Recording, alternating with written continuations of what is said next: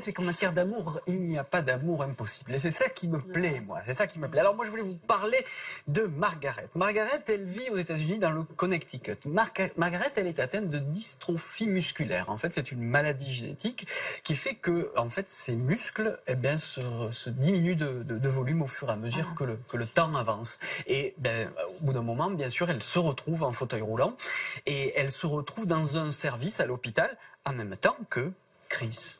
L'un comme l'autre n'imaginaient pas qu'avec la gravité de leur maladie, ils puissent connaître l'amour un jour. Et bien, en se trouvant dans une chambre mitoyenne, ils ont commencé à se fréquenter.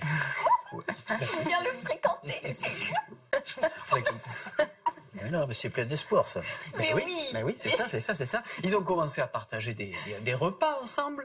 Ils avaient une passion commune qui était la photographie. Et ils se sont mis donc tous les deux à arpenter les jardins de l'hôpital pour faire des balades romantiques, mais avec un appareil photo pour aller prendre en photo quelques recoins de l'hôpital qui étaient inexplorés. Et puis ils avaient une autre passion parce que tous les deux ce sont de grands cinéphiles. Alors ils allaient à la médiathèque de l'hôpital et là ils ont pu regarder en amoureux des films. Et le 5 octobre 2013, dans l'enceinte même de l'hôpital, eh bien, ils se marient. Belle histoire. Ah ouais, belle histoire. Et après, ils ont carrément fait chambre commune. Ils avaient, chacun était en fauteuil, chacun avait son lit, bien sûr. Qu'est-ce que vous ressentez, Rémi? C'est beau, c'est simple. Franchement, ouais.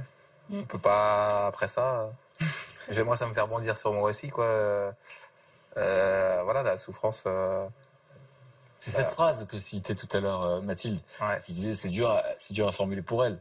Mais votre phrase à vous, c'est... Oui, c'est clair. Il a fallu que je perde 2 jambes pour rencontrer Mathilde. Donc voilà, puis je pensais, tout à l'heure on discutait de destin, moi aussi je pense que c'est je crois beaucoup au destin, donc voilà. Donc c'est sûr que c'est dur à accepter d'un sens, mais... Nathalie? Je me dis que finalement, tout est permis. Ça ouvre, toutes les portes s'ouvrent mais quand on s'aime, on a des ailes. On a des ailes. Mais oui, et puis il ne faut pas se l'interdire surtout. Ouais. Il y a beaucoup de gens dans ta situation, dans la nôtre, qui se seraient interdits d'aller au bout. Du moins d'essayer. On ne dit pas, bon, malheureusement, on peut rater, mais ils s'interdisent d'être heureux, quoi. Mais là, tout bêtement. Il y en a qui croient qu'ils n'ont pas droit au bonheur. C'est terrible. Hein. Et malheureusement, pas joli happy end pour notre histoire, puisque malheureusement, Margaret est décédée, en fait, en février 2016. La maladie l'a emportée.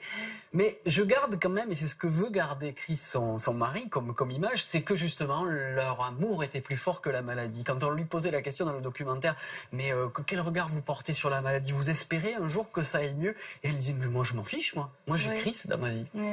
Son amour était plus fort que, malheureusement, tout ce qui a pu lui arriver.